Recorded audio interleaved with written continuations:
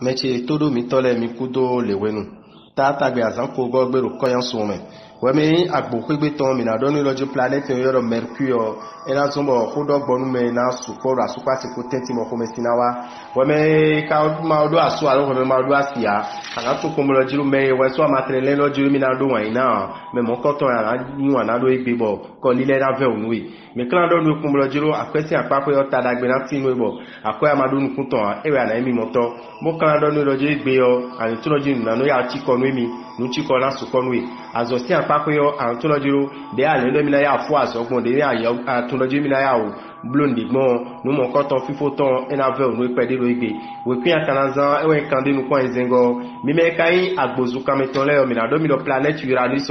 eyeso enato tagbana supati kolebo nu gege na walo gege na diodo opemi tongbe bo kalando we me toro bumadu asu albumadu asi adoji planet of Venus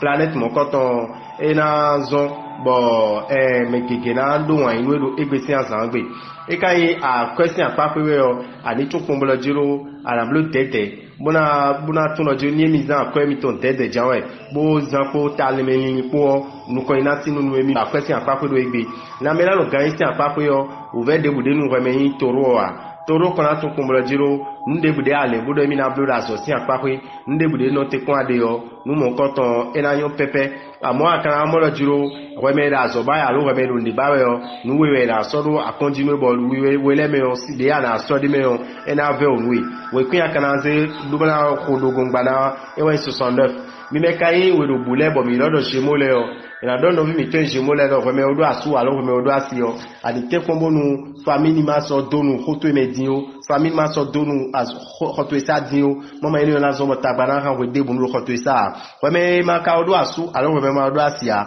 me na do no je an pe mejo mede an pe mede bo me mo koton nton la je toji amo e ma je alo wiwi ko doje asonpo e ma je maria ko doje asonpo woni blu tete ni mi ka wa question apapo yo ani tun kun lo jiro egbesi azan gbe yo yin azan dagbe mo yin azan de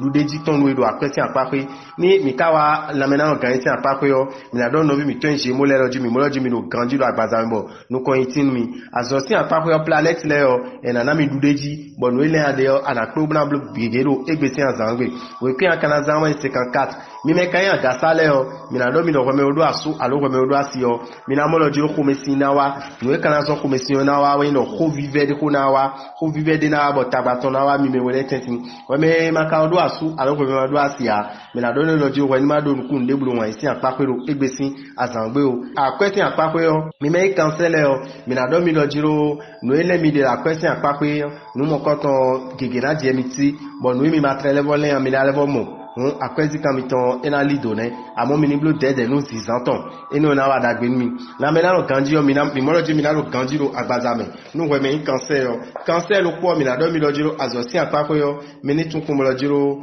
me ko tunu me ko mo do azo eni me o de konda ito mi aje kon le o mi be azo eni bi blo bo o ve de o mi ni second yi eno na so mo dagbe na tin mi we kwi mi kana zan we kwi ko nu ko atongo ewe mi na zan mi me kai kinikini le mi na do mi lo planet yo Jupiter ero di lojo FIFA kondo pona do asupa se potenti we me maka do asu alo we wa do asia me la do ni kum lo jiro de ara blu gom la mo asu alo de am gom la mo asio ewe nlini to gege do egbesi azangbe mi wa akwesi apapo yo me la do ni kum lo jiro ani blo dede bo tu lo jiro ni imi ma zan ko wutu ajan bo de do na zango je mi zangbon o ve de kuna su ko no emi do egbesi azangbe o planète kayo Venus so planète mo koton enazon bo na mena organization apapo yo mina lo ganji lo agbaza me azomi ton si apapo yo mina tun kum lo jiro dagbede na tin mi lini de gege na tin muna ichiche me we kwe mi kana zan 55 mi me kai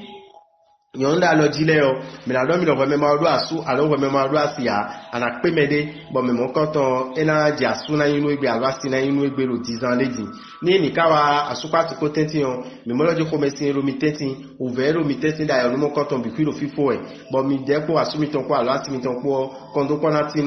mi kana do mi dojo yin akwesi apapo yo o ve de mi ko mi mo e o ve su kon mi bo mi ro khelo do bo mi odo ko yan so ena si edo mi o besi ga ko lo me din la je dide ko mi kana do no lo jiro ani do suru o ya ando ko mesi gbagba anajodo eno na zo ma do ganji la gbazabe mi wa azo si apako yo mi la do nu kumlo jiro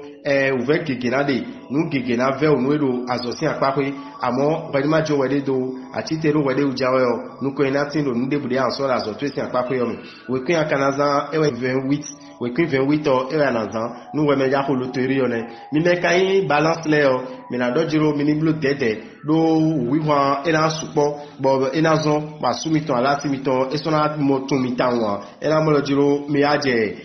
uve do la menu emiji won mi na jo wiwa do bo kana do we me balance bo ma do asu alugo ma do asia do pepepe ana pe mede amo nu mo koton ekun won yin de bla yin ko le din o won ni blo dede lo apa ni o pe mi wa apesin apapo yo mi na do yin do planet yo Saturn no planet mo koton e do di do uve pe de na tin no do egbesi azangwe amoni aticho we de bolevon to le bifito nuko inati we baka bolu ganjiro agbazame planet yo lo Uranus o planet mo koton erodi jiro eni tekomodo chidero medewu eni tekomo chitero medewu ena zo nuko inati ni me we kun akana zawo ya foton kun lopogo mi me won click le yo mi na do mi lo we me odo asu alo we me odo ati yo mi mo lo jiro fifu komesin pede na wa asupa ti potensi komesin ni yo ekana zombo uve na sukonu mi lo asupa ti potensi lo egbesi ansanwe we me kai Scorpion bumadu asu alubumadu asia me na donu kumlo jiro me ele adebele asunu ado asinu yo me mo koton aja pipegbero egbesi azanwe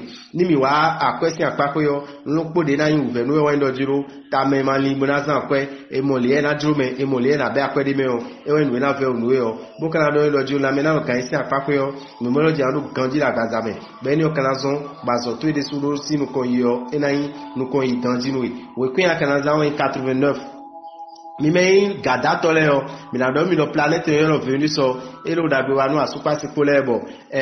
wi wan ko de bu na do tagba mi le dian mo kan do we me Sagittaire rojo we me ma do asu alo we me ma do asia ana pe me de bo me mo koton ena yin me bo wan to yo ena jijo ai ka to me mo jan we su to na jijo e so ai ka me ne mo kan do ni rojo an lo ganjiro agbaza me yo ani to kun mo rojo lopo de ana blo e we ndo jiro zo ni didi pede ena zo ba ndo kanjiro agbazame mi wa akwesi apako yo mi na do no jiro no edo nu ko ade da akwesi apako yo nu mo koton ekuna jenu de abagbon o nwe ni bo blo dede ni ka jiro wi baja sande we alo aja khonde we o nu mo koton edo we ni blo ni ta me po kanji we chu blo bodo wa lo mo koton la zo si apako yo mi mo lo ju tadagbe na tinu mi bo nu emi lele yo mi na pe bla bibloto we kwi mi na zanwe we kwi wo go mi me kan ye we zo no le bo yu gbe mi ton si edimo wodo asu albodo asio mi na do mi do jiro mi ni blo dede mi ni blo dede bo ka tun lo jiro nu na debo mi na le do asu mi ton eblo ala se mi ton eblo me mo ko ton kun kana mo do ni ole debu o mi ni blo dede nu e mi na le lo we go mi ton wo we me ma ka do asu alo me ma do asia mi na do lo me debu de ana mo me mo ko ton ni ma yin me bo ando jire de ubla do mi ko mo asu alo mi mo asio ne o ero kun so do ekuna yin nu na no lili meji o ni mi kawa a question apako yo mi na don mi kumlo jiro planet le gege yo ero dagbe wa mi obo dude jina mi ton lo a question apako tra la planète Jupiter mi ton ele wa jijon ko mi ton we ganjiro won a question agbasa nu mi bodun ko ina tin mi lo a question apako bo kana don mi lo jiro la mena o ganjiro apako yo mi na don mi lo planet yo Uranus so ena zon bo ko mesi na suko o mi na blo dede ko ko mesi siko bo planet Pluton ko Mars ko ena zon bo woni mi dia lo bo sen do bo yin do me ayo ko inu mi dia lobo ko to men me mi kuna tundo e kon kan inu da gbe nu mi yo mo mi ni blo dede nu mi me Capricorn no do ko na mi dine azomi ton si apako yo mi na don Capricorn ko mo lo jiro ni turo nu kege na ti mo na do mi na yin uve nu mi amo emi do akonpi pa jawe o de jina yemi ton wo kire kana zawo 48 we me verso bo lo gbe mi ton se yo mi na do ni lo jiro astre gegero di do jiro ena no poka supa tikole bo fifa latin yibo kondo konade we me makado aso aro we me mado asia mi na do planet yo Venus so ena zo ma na tonsin nugle ena zo ma tonsin kosu me la bo me na asu na me na asinu yo e me mokoto na impipeto bo kana do akweti apako yo e do me de ajabi akwe me de ajabi alogode yo e do we ma so no nujio wani bi alogo me yo aka bi ojan yo ina segbeto bana blode jinwe mi wa na me na organiser apako yo mi me lo di ando ganji lo agbaza me nu we me verso ne verso lo ko e kana to lo di promotion na tinu mi la zo mi ton me nu ko ina tinu la zo mi ton kon nu mo konton we me verso ogbodo nu kun mo konton do egbeti anzanwe